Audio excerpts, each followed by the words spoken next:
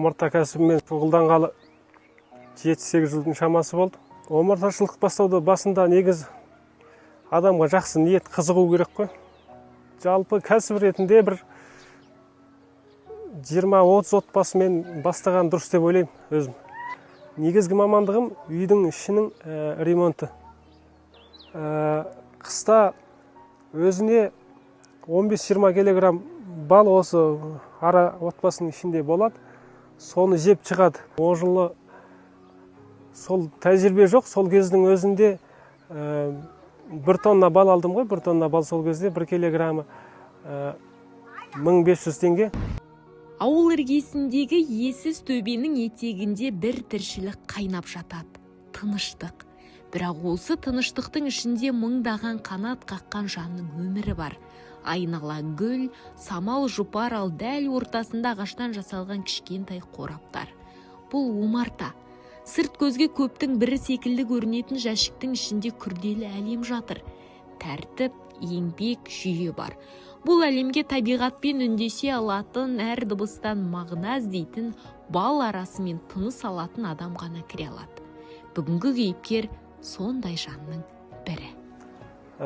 Омарта кәсібімен шұғылданғалы 7-8 жылдың шамасы болды. Біз енді арысын айтсақ, көшпелі халықтың баласымыз ғой.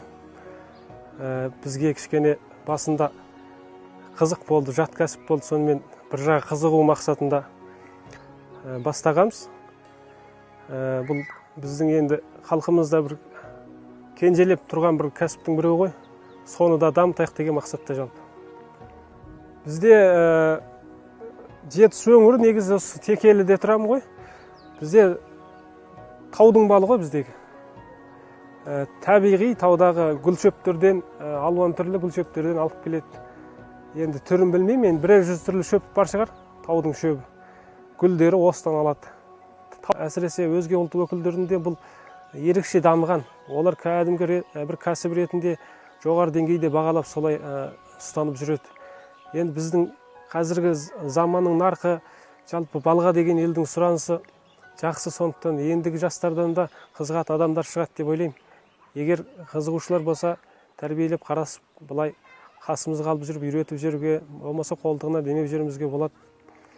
Жалпы бір үлкен кәсіп ретінде ұлтымызда бұны келешекке, ұрпаққа жалғастырып кетуге негіз міндеттіміз деп ойлаймын.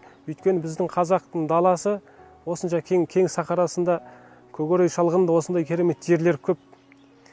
Қаншама миллиондаған, тонналаған балдар табиғатта құрғап жоқ болып кетеді да күнге. Соларды алып қалу керек қой. Біздің қоғамның дамуына да, келешегін, ұрпағымыздың, еліміздің дамуына да керемет, экономикасының да жоғарылауына пайдасы тиеді деп ойлаймын. Омарташылық бастауда басында негіз адамға жақсы ниет қызығу керек қой. Сосын қаражат дегендей. Оның таныстырып, жалпы жетектеп кетуге бір білікті, сол омарта кәсібімен шұғылданып жүрген адамдардың да көмегі керек.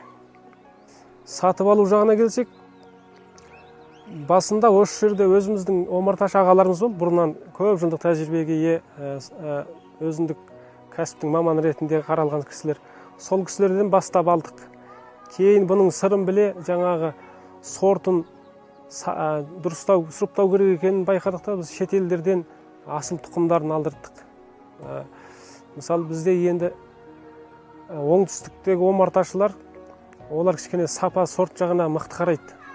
Енді оларда да көшпелі омарташылар ғой. Бізге қарағанда кішкене сол жағына мән берген. Енді бұл бізге жат кәсіп деп айттық қой. Сол басында бұның жаңағы бір тоннадай бал алып, алғаш бастаған адам үшін, мен үшінен бір жақсы бір шабыт болды. Бұл да кәсіп, керемет кәсіп екен ғой деген сияқты ойлар болып. Көп адамдар айтты басында. Бұл қоя салсаңшы, басқа бір кәсіптерді істесеңші деген сияқты. Бірақ енді қызықтым да кірістім. Сол қызығу арқасында сол нәтижеге жеттік. Содан кейін ары қарай бұны дамытып, үлкен көлемде кәсіп ретінде алып жүру керек екен деген ойға келдік қой. Жаңағы бұны біздің жоғарыда айттым ғой, біздің ата-бабамызға бір жат кәсіп ретінде болғандықтан бұны жүйелі мамандық ретінде қарайтын орындар аздау. сондықтан көп адамдар бастайды, аяқсыз қалып қояды. Сол жағынан енді бір кедергілер бар, қиындықтар бар. Енді жалпы қазір енді бал өнімі нарықта жалпы базарда жақсы, нарқы тұтыным өресі жақсы, елдердің өтімінде жақсы болып келе жатыр. Енді бұдан кейін жақсы болады деп ойлаймын. Бұрындар кішкене сол жағынан қиындау болған, бал өнімінің өтімі деген. Аралармен сәлемдесіп күйін тыңдайды. Олар иесінің мінезін сезеді, ойын оқиды. Кейіпкеріміз бұл істе көпке ұқсамайды. Ол араға елік етпейді, серік болады. Ұядағы әр қозғалысты бақылап отырады. Көктем шықса шекесі қызады, жаз түссе тері су болады. Ал күз келгенде жиналған балдың түсіне қарап араның денсаулығын таниды. Бұл кәсіп сағатпен өлшенбейді.